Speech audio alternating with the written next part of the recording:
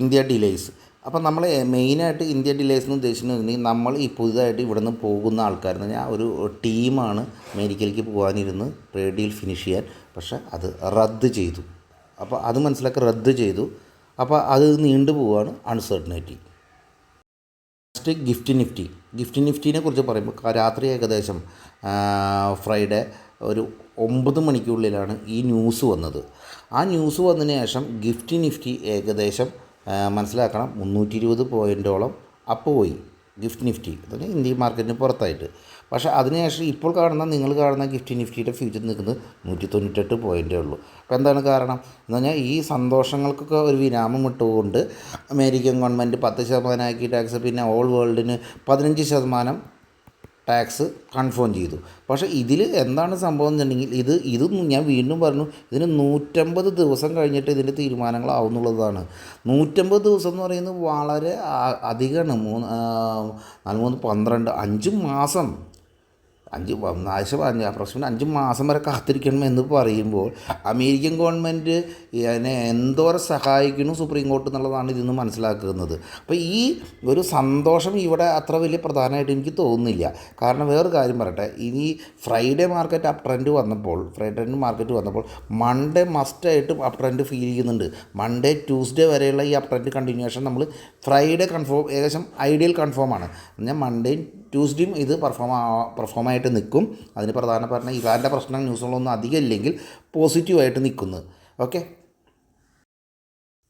ഏകദേശം ഇന്ന് കാലത്ത് 6:30 വന്ന ന്യൂസാണ്. അപ്പോൾ 6:30 വന്ന ന്യൂസിൽ നിന്ന് Oman confirms US Iran talks Thursday. അപ്പോൾ തേഴ്സ്ഡേ ഇപ്പോൾ ഒരു കാര്യം മനസ്സിലായി, തേഴ്സ്ഡേ വരെ നമുക്ക് പേടിക്കേണ്ട കാര്യമില്ല. പക്ഷേ തേഴ്സ്ഡേക്ക് മുമ്പായിട്ട് എക്സിറ്റ് മാർക്കറ്റിൽ വരണം.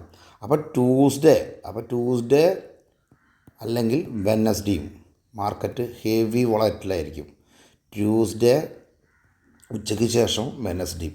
നമ്മളെ സംബന്ധിച്ച് മൺഡേ മാത്രമേ ഉള്ളൂ എന്നുള്ള കാര്യം മറക്കരുത്. അപ്പോൾ ഒരു അപ് ട്രെൻഡ് മാർക്കറ്റിലുണ്ടായാൽ, ഇന്നലെ ഒരു അപ് ട്രെൻഡ് കഴിഞ്ഞേ ഉള്ളൂ, അത് കഴിഞ്ഞൊരു അപ് ട്രെൻഡ് കൂടി ഇന്ന് കിട്ടിക്കഴിഞ്ഞാൽ ആ അപ് ട്രെൻഡിൻ്റെ മുകളിൽ നിന്ന് പ്രോഫിറ്റ് ബുക്കിംഗ് ഉണ്ടാവും.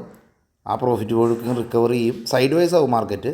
അത് കഴിഞ്ഞ് ചിലപ്പോൾ വീണ്ടും ഒന്ന് കറക്റ്റ് ചെയ്യും, പിന്നെ ഓട്ടോമാറ്റിക് ചിലപ്പോൾ ഹൈ ലെവൽ അപ് ട്രെൻഡ് ചെയ്യും.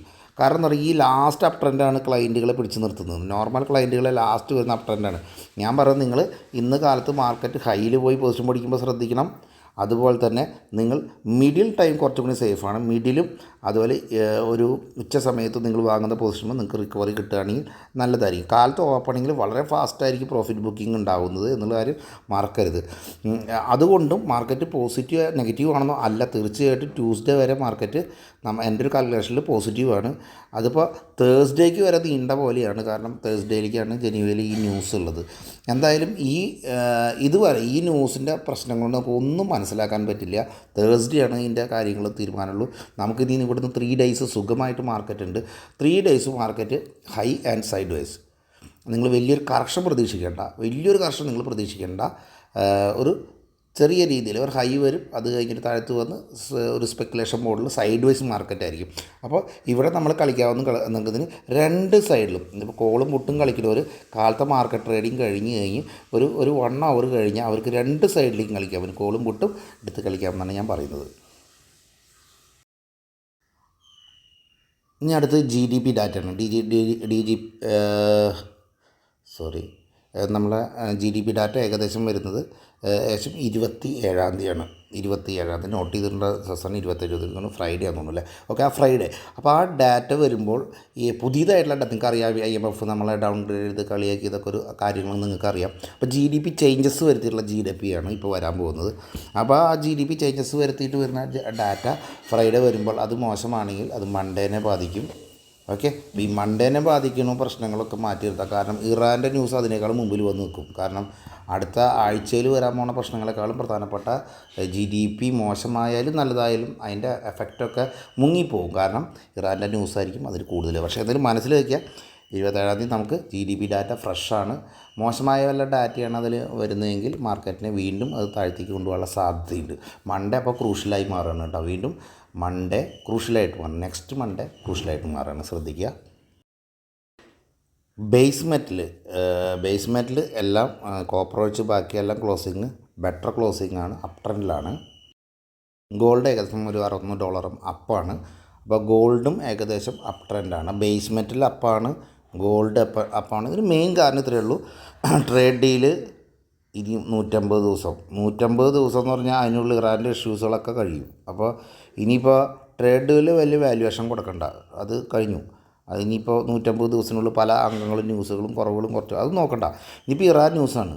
ഇപ്പോൾ ഇറാൻ ന്യൂസായിട്ട് ബന്ധപ്പെട്ട് നോക്കുമ്പോൾ അതുമായിട്ട് ബന്ധപ്പെട്ട് ഇപ്പോൾ തന്നെ ഗോൾഡും സിൽവർ ക്രൂഡൊന്ന് കുറച്ച് ഇറങ്ങിയിട്ടുണ്ട്. എങ്കിൽ തന്നെയും ബാക്കിയുള്ള മെറ്റൽ സ്റ്റോക്സുകളൊക്കെ അപ് ട്രെൻഡിലാണ് നിൽക്കുന്നത്. അപ്പോൾ ബേസ് മെറ്റൽ അപ്പാണ്. അൺസർട്ടനിറ്റി ഇതിനെ അപ് ട്രെൻഡാക്കും.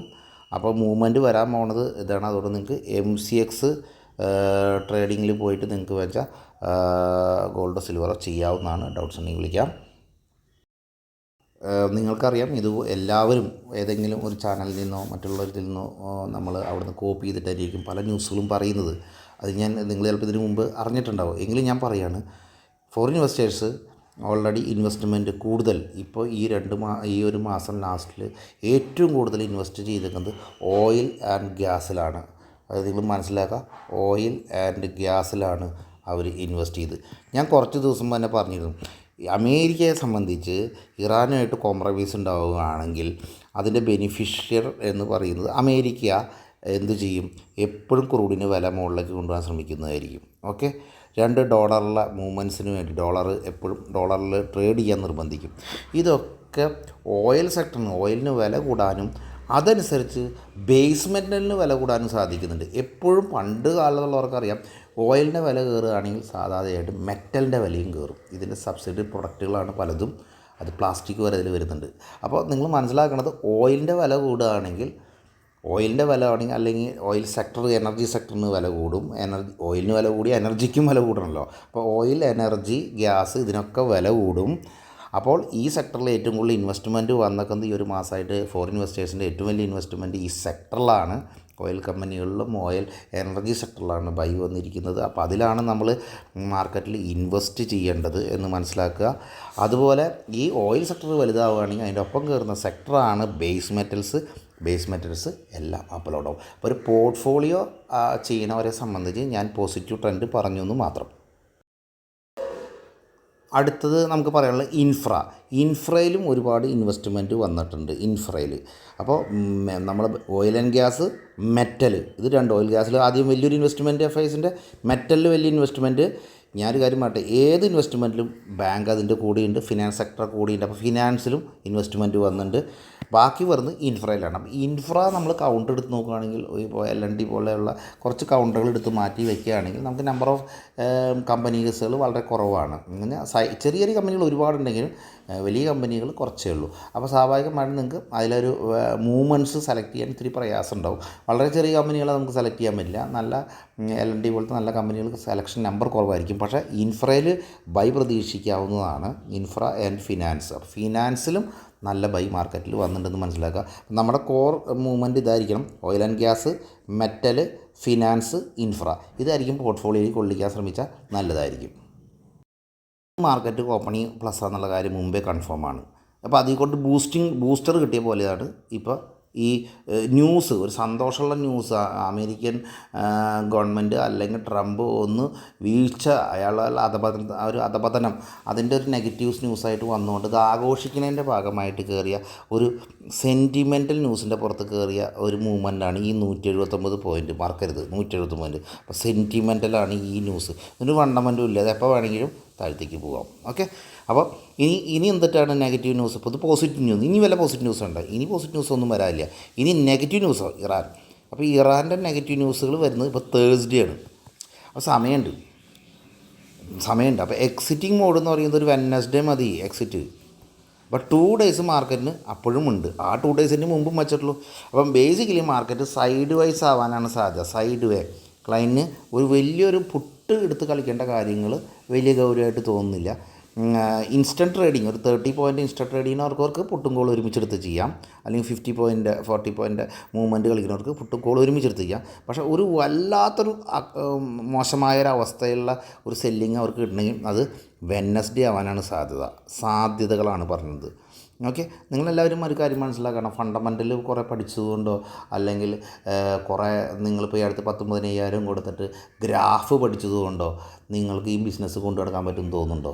കാരണം ഇല്ല. കാരണം ഗ്രാഫുകളും ഇതൊക്കെ എല്ലാം സംഭവിച്ചതിന് ശേഷമാണ് ഗ്രാഫുകൾ ഉണ്ടാകുന്നത്, ഫണ്ടമെൻ്റൽ ഐഡിയ ഉണ്ട്. അപ്പോൾ ഇത് പറഞ്ഞു തരുന്നവരെ സംബന്ധിച്ച് കുറ്റപ്പെടുത്തല്ല, അതൊക്കെ ഒരു ഇൻട്രാഡേ ഡേ ബേസിൽ യൂസ് ചെയ്യുന്നവരെ സംബന്ധിച്ച് നല്ലതാണ്.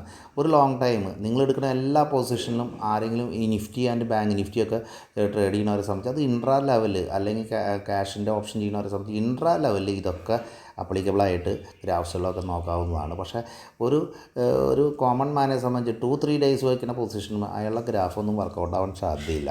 അയാൾക്കത് പഠിക്കുന്നത് എപ്പോഴും നല്ലതാണ്, കാരണം അറിവ് എപ്പോഴും നല്ലതാണ്. പക്ഷേ അതൊന്നും ഈ മാർക്കറ്റിൽ വില പോവില്ല. മാർക്കറ്റ് എപ്പോഴും വളരെ ഫാസ്റ്റായിട്ട് ന്യൂസിനെ ബേസ് ചെയ്ത് കൊണ്ടുപോവുകയാണ്. നിങ്ങളിത് മനസ്സിലാക്കി, ഇത് അപ്പ് ആൻഡ് ഡൗൺസ് ആക്കേണ്ടത് ഇവിടെ ഓപ്പറേറ്ററുടെ ആവശ്യമാണ്, വേൾഡിൻ്റെ ആവശ്യമാണ്. എന്തെങ്കിലും ന്യൂസ് ഉണ്ടാക്കുക, താഴ്ത്തു കൊണ്ടുവരാൻ മുകളിലേക്ക് കൊണ്ട്, അതാണ് എപ്പോഴും പറഞ്ഞത് ലോങ് ടൈമിൽ ഇൻവെസ്റ്റ് ചെയ്താൽ ക്യാഷ് കിട്ടാതിരിക്കില്ല എന്ന് പറയുന്നതിന് കാരണം.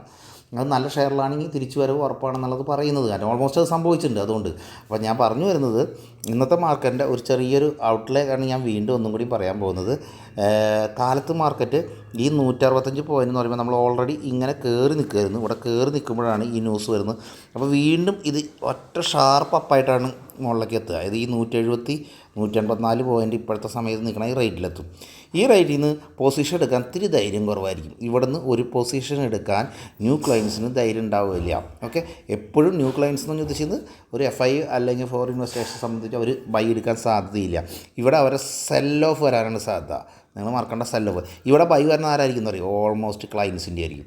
നിങ്ങൾ ഒരിക്കലും ഇതിൻ്റെ ഈ 184 ആയിക്കോട്ടെ 200 ആയിക്കോട്ടെ, നിങ്ങൾ ഇതിൻ്റെ മുകളിൽ പൊസിഷൻ എടുക്കുകയാണെങ്കിൽ നിങ്ങളൊരു ഫാസ്റ്റ് എക്സിറ്റ് ട്രേഡ് ചെയ്യുന്ന ആളായിരിക്കണം. അല്ലെങ്കിൽ നിങ്ങൾ ഇതിൻ്റെ മുകളിൽ ട്രാപ്പിലാവും. കാരണം പെട്ടെന്ന് ഇവിടെ ഇന്നലെ പിടിച്ച പൊസിഷൻ 3 ദിവസമായിട്ട് പൊസിഷൻ പിടിച്ചവരുണ്ട്, 2-3 ഡേയ്സ് ആയിട്ട് 3 പൊസിഷനുകൾ ഏറ്റവും നല്ല പ്രോഫിറ്റ് ഡേ ആണ് അവരെ. ആ പ്രോഫിറ്റ് ഡേയിലാണ് നിങ്ങൾ തലവയ്ക്കാൻ പോകുന്നത്. അപ്പോൾ കാലത്ത് തന്നെ ഓപ്പണിങ്ങിൽ ഷെയർസ് വാങ്ങുന്നത് അത്ര അഭികാമ്യമായിട്ട് എനിക്ക് തോന്നുന്നില്ല. അതിൽ സെല്ലിംഗ് പ്രഷർ ഉണ്ടാവും. പക്ഷേ എത്രത്തോളം സെല്ലിംഗ് പ്രഷർ എന്ന് പറഞ്ഞിട്ടുണ്ടെങ്കിൽ ഒരു ലെവൽ, ഒരു ചെറിയൊരു പെർസെൻറ്റേജ് കഴിഞ്ഞാൽ വീണ്ടും അത് കവറാവാം. അതെന്ന് ഞാൻ പൊസിഷൻ കുറച്ച് സെൽ ഓഫ് കഴിഞ്ഞ ശേഷം കവറാവും. കവർ കഴിഞ്ഞ ശേഷം വീണ്ടും മാർക്കറ്റ് കുറേശ്ശെ സൈഡ് വൈസിലേക്ക് ഒതുങ്ങും. സെലക്റ്റീവ് കൗണ്ടറിൽ മൂവ്മെൻറ്റ് വരും. സെലക്റ്റീവ് കൗണ്ടറിൽ മൂവ്മെൻറ്റ് വരും. ഹൈ സ്പീഡ് ക്രാഷ് വരാം. പക്ഷേ എങ്കിൽ തന്നെ ഈ സൈഡ് വേസ് മൂവ്മെൻറ്റിൽ ഇങ്ങനെ നിന്ന് ട്രേഡ് ചെയ്യും. കാരണം നമുക്ക് ട്യൂസ്ഡേയും കൂടി ട്രേഡ് ചെയ്യുന്ന മാർക്കറ്റില്ല. അപ്പോൾ ട്യൂസ്ഡേ ട്രേഡ് ചെയ്യുന്ന മാർക്കറ്റാണ്. ഈ കോൺഫിഡൻസ് ഒരു 2 മണിയാകുമ്പോൾ ക്ലയൻസിൻ്റെ പോകാൻ സമ്മതിക്കില്ല. 2 മണി കഴിഞ്ഞിട്ട് ക്ലയൻസിന് ഒരു കോൺഫിഡൻസ് മാർക്കറ്റിൽ നിന്ന് പോവുകയാണെങ്കിൽ അത് വീണ്ടും വിഷയവും. അപ്പോൾ 2 മണിയാവും ഒരു മാർക്കറ്റ് വീണ്ടും റിക്കവറി പാതയിൽ ചിലപ്പോൾ ഈ 184 പോയിൻറ്റോ അല്ലെങ്കിൽ അതിന് മുകളിലായിട്ട് നിർത്താൻ, കാരണം അതിന് മുകളിലാക്കി നിർത്താൻ അവർക്ക് കഴിവുണ്ടാവും, മുകളിൽ നിർത്തും. അങ്ങനെയാണെങ്കിൽ സ്വാഭാവികം നിങ്ങൾക്ക് 184 അതിന് മുകളിൽ മാർക്കറ്റ് ഉച്ചയ്ക്ക് 2 മണിക്ക് ശേഷം നിർത്താൻ മതി. സ്വാഭാവികമായിട്ട് ട്യൂസ്ഡേ ഓപ്പൺ ചെയ്യുന്നത് പ്ലസ്സാണ്. കാരണം കേരള ന്യൂസിന് നമുക്ക് ഇനി സമയമുണ്ട്, പ്ലസ്സായിട്ട് ഓപ്പൺ ചെയ്യും. നിങ്ങൾ വീണ്ടും അടുത്ത ട്രാപ്പിലേക്ക് പോവുകയാണ് എന്നുണ്ടെങ്കിൽ അടുത്ത പിറ്റേ ദിവസം കാലത്ത് തന്നെ മാർക്കറ്റ് എടുക്കില്ല. നിങ്ങൾക്ക് ചിലപ്പോൾ ഇന്ന് ഉച്ചയ്ക്ക് എടുക്കുന്ന പൊസിഷൻ ചിലപ്പോൾ ഇന്ന് വൈകുന്നേരം നാളെ കാലത്തുമായിട്ട് പ്രോഫിറ്റ് ബുക്കിങ്ങുള്ള ചാൻസസ് കിട്ടാൻ സാധ്യതയുണ്ട്. ഇത് എൻ്റെ മാർക്കറ്റിൻ്റെ എക്സ്പീരിയൻസ് വെച്ച് ഐഡിയ ഷെയർ ചെയ്യുന്നതാണ്. എവിടെയെങ്കിലും വെച്ച് ഇത് തെറ്റുമ്പോൾ, നമ്മൾ ഐഡിയ തെറ്റുമ്പോൾ ഞാൻ എന്താ ചെയ്യാറ്, എൻ്റെ ഐഡിയ തെറ്റി ഞാൻ ഈ മാർക്കറ്റിൽ നിന്ന് മാറി നിൽക്കുകയാണ്. ഓക്കെ, അതാണ് എൻ്റെ രീതി. ഞാൻ എൻ്റെ രീതികൾ ഫ്രാങ്കായിട്ട് നിങ്ങളോട് പറഞ്ഞെന്ന് മാത്രം. ഓക്കെ, അപ്പോൾ ടോപ്പിൽ കയറി പോസ്റ്റ് എടുക്കാനുള്ള ശ്രമം ഉപേക്ഷിക്കുക. പോർട്ട്ഫോളിയോ ചെയ്യുന്നവരെ കുറിച്ചിട്ട് പോർട്ട്ഫോളിയോയ്ക്കുള്ള നല്ല ഐഡിയ ഞാൻ ഇതിൽ കൂടെ ഷെയർ ചെയ്തിട്ടുണ്ട്. Okay, thank you. 8:22 ഇത് ഓഫീസിൽ തരാം.